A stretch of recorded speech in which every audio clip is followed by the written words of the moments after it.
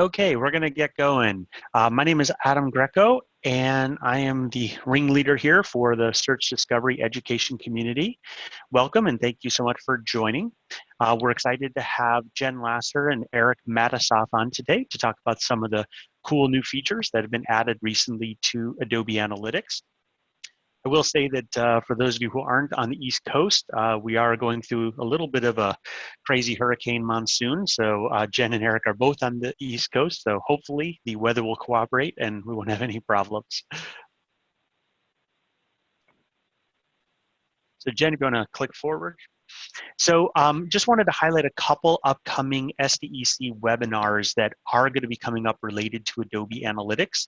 I'm going to be going way deep starting mid-August into merchandising EVARs, and had so much content that actually had to split it up into two presentations. So we're going to do one mid-August, one mid-September, and then we're going to hit mid-October a fan favorite of Saint classifications. If for any reason you're watching this video and you're not currently a member of the SDEC, there's a link on the right here, just a bit.ly link that you're welcome to join for free and be notified when we have fun analytics webinars like this. And then during the webinar, we're going to have Q&A at the end, but please don't be shy. Go ahead and put your questions in the Q&A area of Zoom. If you put them in the chat, it doesn't actually help us. So please put them in the Q&A area. And even if we don't have time to get to your Q&A, your question here, we will find a way to get the answers to you after the fact if it's in the Q&A area. And Eric and Jen will be tackling those at the end of the session, but you don't have to wait till the end of the session to put your questions in. You can go ahead and start putting them in anytime they pop in your head. So I think that's all I've got. So with that, I'm going to hand it off to Jen and Eric. Thanks, Adam. Can you hear me all right? We can hear you. Excellent. Well, thank you everybody for coming today. Eric and I are super excited to be here. For me personally, it's been about 4 months, I think, since I've presented in front of a large group. So just bear with me as I try to form coherent sentences. We're going to be hitting all the hot features that we released to Adobe Analytics over the last few months. And we're going to share some resources at the end where you can get even more information on the things that we're going to talk about. So no need to take feverish notes. Hope you guys enjoy some of the content that we have planned. So before we get too far along, my name is Jen Lasser. I'm a Principal Product Manager for Adobe Analytics, and I'm joined by Eric Matisoff, the illustrious Senior Evangelist of Adobe Analytics and Data Science. So in the webinar today, you're going to learn about new features that, one, enable seasoned users to deepen their analysis and share insights more broadly. 2, empower new users to self-serve an analysis workspace. And 3, allow executives to access data at their fingertips. So we have a ton of content planned, and we're just going to get right into it. So starting with seasoned users. As an analyst, we know that time is of the utmost importance to you. And equally important is a smooth, consistent, uninterrupted workflow. So with the features we're about to cover, we want to enable you to deepen the analysis you can do in Workspace so you don't have to break your train of thought or go to another tool. And we want to also enable you to share your insights more broadly with confidence once you're done with your analysis. So with that, I'll turn it over to Eric to hit on our first feature. Great. Thank you, Jen. And I know we don't normally share videos here, but since this is a search discovery, oh, I can't share my video. Well, you'll have to take my word for it. Since this is a search discovery webinar, I'm wearing an SDI t-shirt, and don't worry, I'll tweet it out so that you can see the cool pic of my ancient SDI shirt. Anyway, from there, what we're gonna focus on is the first relatively new feature just released this year, a few months ago, multiple report suites, where we have the ability to pull multiple report suites, hence the name of the feature, into a single workspace project. And there's a few different ways you can actually take advantage of it. So on the next slide, we can actually see how this is actually done. So in the top right of every panel, just as you can see within the video here, you have the opportunity to click and select any report suite that you like. And it looks like it might have frozen there, Jen. Hopefully it's not the storm that's giving us issues. There we go. You can swap over your report suite, and now you can see that we have the global Matisoft report suite in the first panel, and then in the next panel a different one, and in the next panel a different one. Now, something to point out is as you make your selection, switching your report suite, the left rail, that section over on the left of your dimensions, metrics, and segments, are going to update based on those components that are associated with your selected report suite. So this is a really quick way just to get a feel for each of the different things that are available to you as you're changing your report suite on the fly. Now on the next slide, we have a feature that I've been using a ton within Analysis Workspace, which is taking advantage of the ability to duplicate a panel and then just dragging it side by side, like you can see in the video here, so that we can compare one report suite right next to another report suite, again, side by side. So on the left, we have the web, on the right, we have the mobile app, and we can see the same data, the same dimension, the same metric, right next to each other, so I can quickly do my comparison as necessary. So the next seasoned user feature that we released is all tied around AttributionIQ. Now, for those of you that are already familiar with AttributionIQ, you won't hear too much. There won't be anything new around how powerful this feature can be, but what you will get excited about are some of the new features that came out just last month. And so those AttributionIQ improvements are focused on ensuring that you can attribute your metrics to the right set of values within virtually any dimension within Analysis Workspace. And so let's see. So the next slide will give you the first place that you can actually apply AttributionIQ. Now, you're probably already familiar, but if you're not, you can click Modify Attribution Model, and you can choose any attribution model just like I'm doing here in the video. But what's new is this custom look back window where you can select any type of or length of window up to, I think, 90 days, so that and associate that look back window to any model that you select within AttributionIQ. Now, this is especially important because it ensures that depending on your business, you know, if you're selling socks, the attribution window doesn't need to be extremely long. The look back window, we're not, you know, it's not taking months and months to decide, oh, well, you know, what pair of socks should I buy, unless they're really, really fancy socks with Bluetooth built in. But if they are, you know, if you're selling a car or a big ticket item, then you'll want there will be a longer consideration period, and therefore you'll want to take advantage of a longer look back window. Now, something that is a little more technical that you'll need to, that you'll be excited to hear about is with these custom look back windows, we're actually looking back, and you can see I set 12 weeks as the look back window here. We're looking at each individual metric, each individual online order that happened, and going back 12 weeks prior to it. So if there was an online order today, we would go back 12 weeks prior to that to align the attribution to that metric or that specific order. And if there was an online order 3 weeks ago, we would go 12 weeks back prior to 3 weeks ago in order to properly import those the associated dimensions and dimensional items for that order. So what that does is it really helps ensure that you have a limited number of none values within your dimension. So on the next slide, we have another way that you can instantiate AttributionIQ and therefore custom lookback models, or the custom lookback window, which is comparing your attribution model. And so instead of modifying, I've selected compare, and you can see two new columns add within Workspace.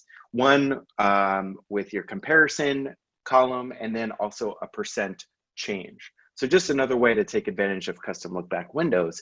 What we've seen customers doing lately is actually seeing how the data changes as you stretch out your custom look back window from the same metric with the same model, so that you can see exactly what the details are providing you. On the next slide, we have the last place to apply AttributionIQ and therefore custom look back windows as well, which is right here within the calculated metric builder. When you drag over a metric, just simply click the gear and use a non-default attribution model. And once again, you have that option to choose a different model or custom look back window. All right, so the next feature that I'm really excited about is the algorithmic attribution model. This model is reserved just for customers of Adobe Analytics that are using the Analytics Ultimate SKU. And that algorithmic model is moving way beyond all of the rules-based AttributionIQ models and taking advantage of an algorithmic model as well. Our customers that are familiar with Data Workbench will get especially excited about this, because prior to this release, that was the only place that you could go in order to get an algorithmic attribution model. Now, there's one important thing that I forgot to mention across everything associated with AttributionIQ is certainly all of these features are available for the marketing channel dimension, which is what you're seeing, but you can also apply them to virtually any other dimension. That means if you want to compare and contrast search engine, paid search engine keywords, you would be able to do that as well and see how different paid search keywords are being clicked throughout the customer journey. Similarly, you could apply it to product information, internal campaigns, really anything within, within your workspace implementation. All right, so Jen, why don't you take us through the next one? Awesome, thanks, Eric. So, and like the features that Eric just mentioned have been asked for so long. I think multiple report suites, I don't know if he mentioned this, that was the #1 feature request. Probably day 2 of Workspace being live, that was something that we were getting asked for. So super excited to have delivered those to the product. All right, next up is the A for T panel. So for those that don't know, A for T stands for Analytics for Target. And it's the integration that joins the data sources for those 2 products, allowing for rich test analysis to occur in analytics. Now, to date, lift and confidence metrics, which are key for test analysis, have only been available in our legacy reports and analytics UI, or you'd have to pull data out and calculate them yourselves in something like Excel. But with the new panel, this is no longer the case. So through the left rail or in the blank panel, you'll now see Analytics for Target. And this is going to allow you to analyze your target tests in full in Analysis Workspace. Now, like our other panels, the A for T panel starts with a builder state where you can choose a few inputs, starting with the target activity or test that you want to analyze. Now, what you're seeing here is actually a new component within Workspace that we built to support this panel. You can either select your activity or experience from the dropdown, or you can bring it over from the left rail. This is a component that we plan to bring elsewhere into Workspace to really reduce the learning curve of working with the left rail when selecting your components. So more on that a little later.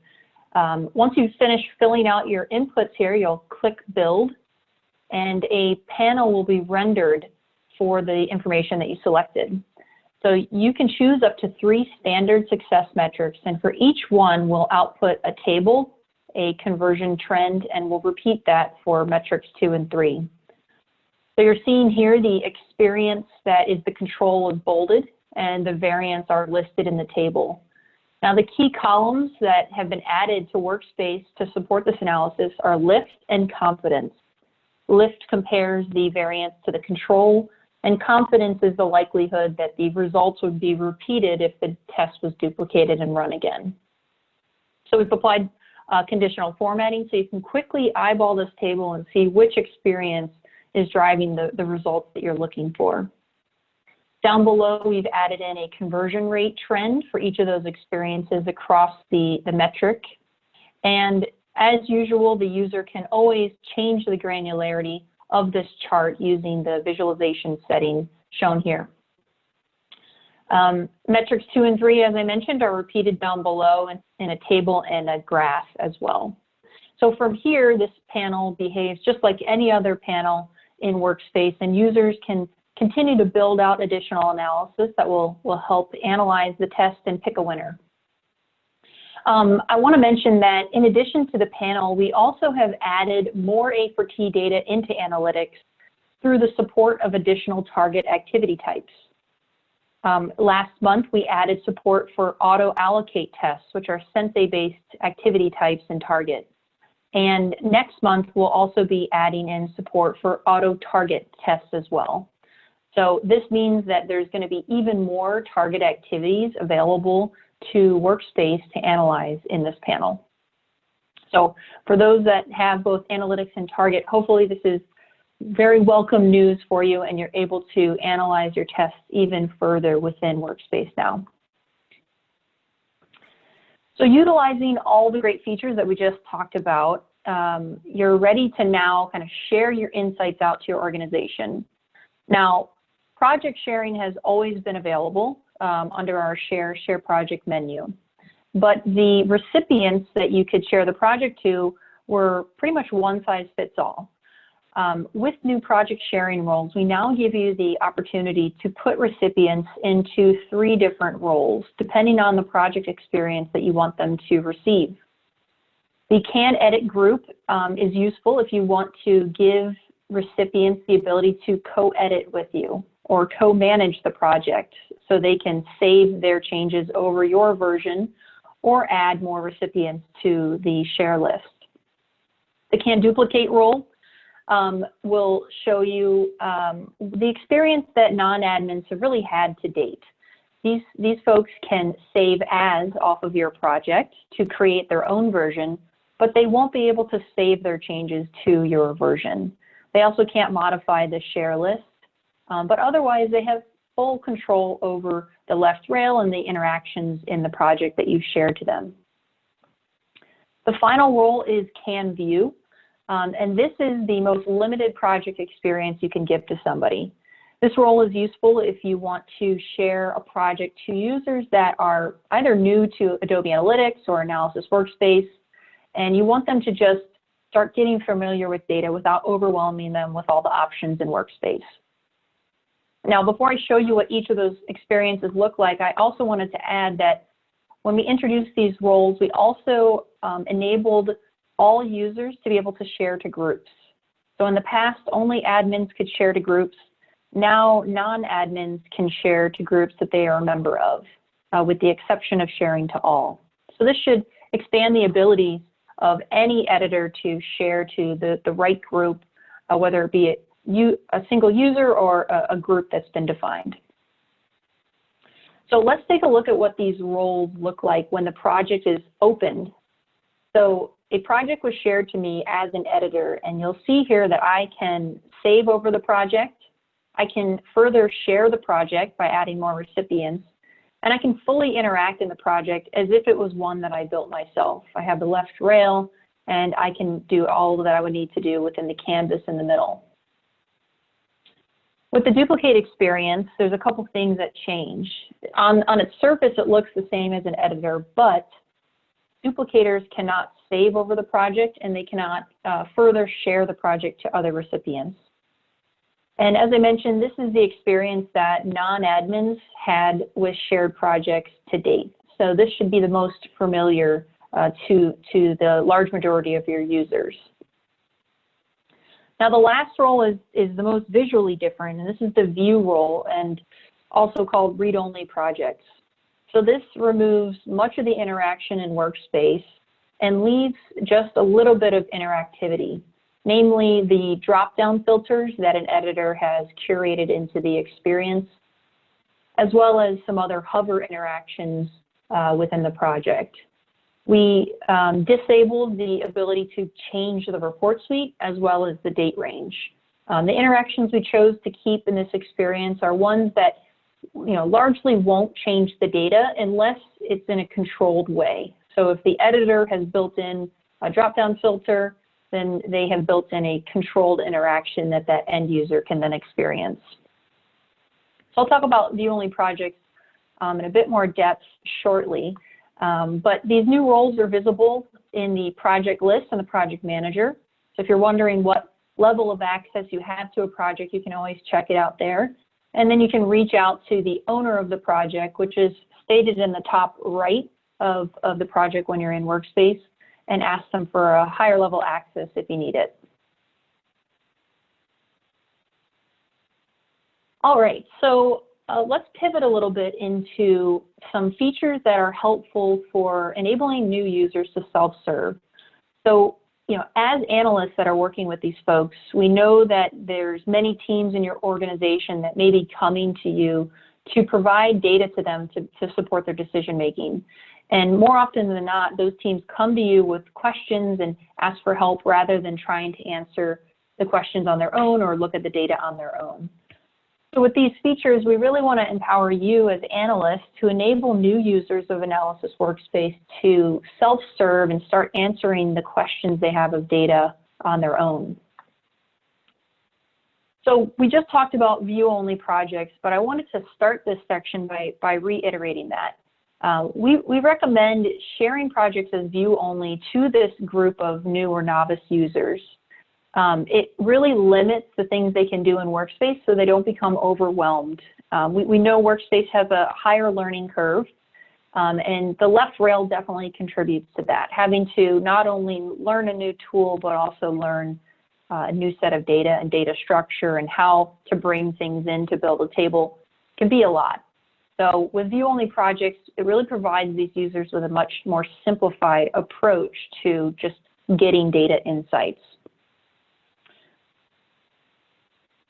As the user builds their confidence through view-only projects, then encourage them to explore the training tutorial that we've provided through the new project modal. This training tutorial walks users through common Workspace terminology and shows them how to build their very first project. So we talk in this template about foundational terms like what is a panel, what is a visualization. We also walk them through the different component types, starting with what a dimension is and then leading into what a metric is. And throughout, we have them answer key business questions and interact in the project to answer them. We have about 10 or 11 steps built in here, and we also have built in some continued learning so they can learn about deeper visualizations like fallout and flow. And we provide an answer key at the bottom so they can check their work against the actual answers to the business questions that we laid out.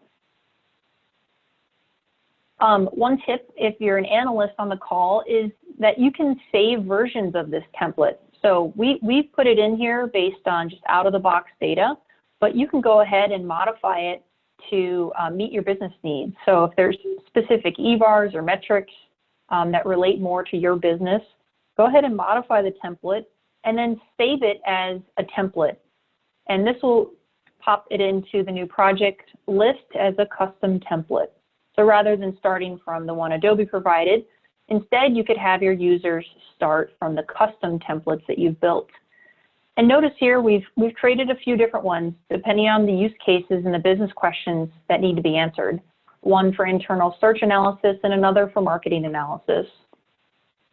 You could even build a training curriculum around this. So set up all these different templates and almost make it a game with your users. Through our usage analytics tip that we've shared over the past couple of years, you can actually measure who at your organization, which users are opening these templates and create a learning game around it and gamify this to get people to be interested in learning Workspace and learning these different analysis approaches. Now, as people become more familiar with Workspace through view-only projects and the training curriculum that you put together for them, you can increase their role over time as they become more comfortable. So you can promote them from being a viewer to a duplicator to eventually an editor as they become stronger in Workspace. Once they've reached at least the duplicate role, you can let them explore and answer business questions on their own using another new panel that we've added called Quick Insights. The Quick Insights panel was built for the novice user who needs quick answers to business questions, but maybe aren't super familiar with Workspace itself. We have some guides here that step them through some of that training tutorial content that I just showed you, but overlaid into the product. And actually, these guides are another thing that we plan on carrying to other parts of the product as well. So you should see those start to pop up from time to time to help you learn different aspects of Workspace a bit more. So within the Quick Insights panel, users build out their business questions by selecting from the drop-downs. And as they make their selection, the table and chart below will automatically update. So they don't need to, learn how to build a table or then add a visualization on top. They essentially fill out what I like to call the Mad Libs generator up above, and it will automatically create down below for them.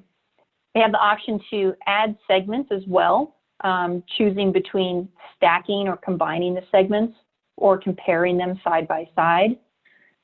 And they can also add in breakdowns from here too. So if their business question is not only about marketing channels, but maybe marketing channels and then the pages people visited, they can easily add that to their question and it will be added down below. With the visualization, one thing we did here in the Quick Insights panel is we up-leveled the visualization type selector. So typically this lives under the gear, but we put it here in the header so it's a little bit more obvious for these users, and they can quickly on the fly change their visualization from a bar graph to maybe a tree map, depending on what type of insights they're trying to gather from the data. Now, I don't know if you noticed, but I never used the left rail once when I was using the Quick Insights Builder.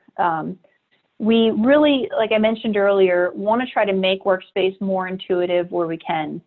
So these drop-downs that are in the Quick Insights panel and the AFT panel function both as a drop-down with curated components in their list, and also as a drop zone. So users that are familiar with the left rail can also drag and drop into them. And these combo components are things that we're going to be carrying through to other parts of the product to make it a bit more useful and easy to get to the end analysis without having to use the left rail if you don't need to. So that wraps up the new user features. So with that, I'll turn it over to Eric. All right, thanks, Jen. I love that you haven't presented in 4 months or 5 months, and you got a massive, huge set of slides to present right in a row there. So you did great. Keep it up. Thanks. So as Jen mentioned, we also want to be thinking about executives and making sure that they're empowered with data when and where they need it. And so what this means is, especially with all of the quarantines going on these days, executives need to be able to access regardless of what device they're on or which room in their quarantined house they have and need access to data.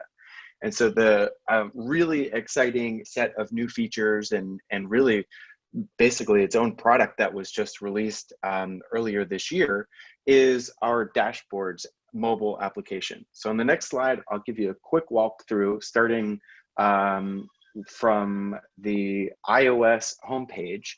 And as you can see, the Adobe Analytics dashboards app is available for both iOS and Android, and you have access to tap into really any set of data that lives within your report suite. And so you can create a scorecard, which I'll show you on the next slide once we're done going through here, but you can see that you can tap into the trend of any metric and break it down by any predefined set of items. and even apply a segment and change your time frame associated with them as well. And the great thing about this is how seamless and easy it is to interact with. Now, the second that a scorecard or a dashboard is shared to another user, they'll be able to pick it up right within their mobile app and tap into that data. And you'll also notice that there's a ton of ways in which to make that data more friendly for the end user. You'll notice that we try to avoid some of the more technical terms within the product around breakdowns and segmentation, and tried to make it a little bit more friendly. And that was based on a wealth of user research that we performed to make sure that executives got from the product what they needed. So on the next screen, something that you'll see is the setup process for creating a mobile scorecard. We have a new template called Blank Mobile Scorecard, and it's really just simply a drag and drop. You pick your report suite and start dragging and dropping the metrics for the home screen. And then again, drag and drop any dimensions that need to be available to break down that metric. And so you can see here, I've dragged over a marketing channel. You can see it on the right. You can also pull in any dimensions from that dropdown as well, and move them up and down so you can prioritize them within the UI. You'll also notice that there's a pencil next to each of those dimensions so you can rename them just for this specific project. If you know that the person or the group that you're sharing it to doesn't understand the concept of marketing channels, but calls them ad channels, for example, you could rename it, and then right in the UI within that mobile project, it'll speak the same language that the end user speaks as well. And this is a really important piece of developing your scorecards for the executive user, so that, again, you're creating the experience that they're expecting. And so you can see the last piece that I built in there was just dragging it in a few segments. So on the next screen, you'll get a feel for the very most important piece, which is not only saving your scorecard, but actually sharing it to others within your organization. It works the same way that you saw earlier that Jen shared around project sharing roles, in that you can choose who to share access to this scorecard. So you can see I'm going to drop in Jen's name there, and then as soon as I hit share, she can open up her mobile app and begin her analysis. Let's see. That is really everything that we had to share today. So hopefully on the next slide, you'll get a feel for everything that we covered in terms of our recap. There's a lot of words on here. You can see that for seasoned users, we focused on the analytics for target panel, multiple report suites, all of the great AttributionIQ improvements, and of course, those all important project sharing roles. For new users, we're highly recommending that customers begin taking advantage of view-only projects, as well as the new training tutorial template, which personally I love because it's color-coded and everything, as well as the quick insights panel, so that you can begin using your natural language to build your own visualizations as a new user. For executives, once again, we've got that dashboard's mobile app and the scorecard builder. Couple other things to mention. You can stay on top of new features just like these as they're released by viewing this Spark page. We've tried to make it nice and easy for you to access, adobe.ly/AA releases, all lowercase, and you'll see a list of every single feature, especially the big ones that have been released over the past 12 months. And we've got videos and images and links to documentation, everything you would want to access. The other way to keep on top of our latest and greatest is by subscribing to the Adobe Analytics YouTube channel. This is one that we make sure we update every single time there's a new feature, but we're also constantly releasing new videos of just simply topics that we see patterns in people asking questions about. Jen, I think there might have been one extra item that you wanted to talk about for our last slide, and then we can, Adam, kick it back on over to you to close us out. Yeah, thanks, Eric. So one thing that we've been doing as an analytics business is shifting away from a fixed monthly release schedule so that we can release features more fluidly and rapidly to you guys throughout the course of the year. So you may have noticed at the beginning of this year, some features have released not, on the third Thursday of a month, as you've come to expect, and that's really the reason for it. This more fluid release approach is allowing us to get features in your hands faster, but also ensure that they're much more hardened before they are fully released to everyone. So if you do ever see a feature that's listed as in limited testing, that's what that is referring to. We tend to keep our releases over this fluid time period to just a couple weeks. So hopefully you guys see a difference in both quality of the product and the speed at which we're getting new features in your hands over time following this new process.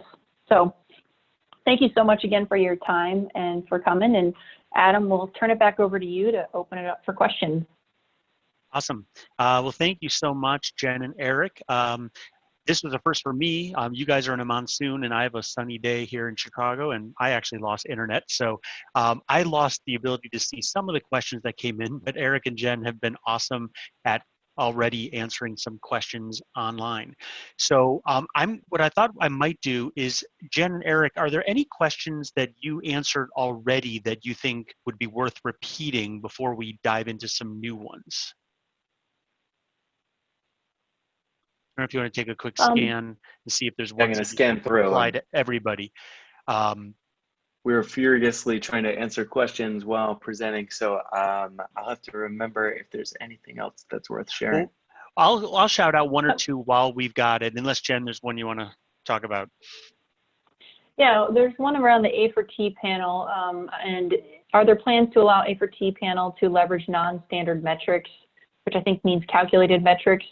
That is a backlogged item. So currently it supports all of the out-of-the-box metrics as well as your 1,000 custom events. It supports use cases like revenue per visit, RPV, conversion rate, but it doesn't support things like average order value, anything that is a calculation. That's something that we'll need to work on at a reporting engine layer to support. It just gets into the complexities of the lift and confidence calculations. So I did want to answer that one. Mm-hmm. Okay, cool. So there are a lot of questions coming in now, but go ahead, Jen. Okay, one more that I actually meant to mention when I was covering it is project sharing roles. I see a note in here, can only be at a user level rather than a project level. So right now, the sharing roles are related to project sharing only, and the experience that someone has when they open a project. They don't scale to other segments or other facets of working in Adobe Analytics, but we'll continue to listen for that feedback from you guys.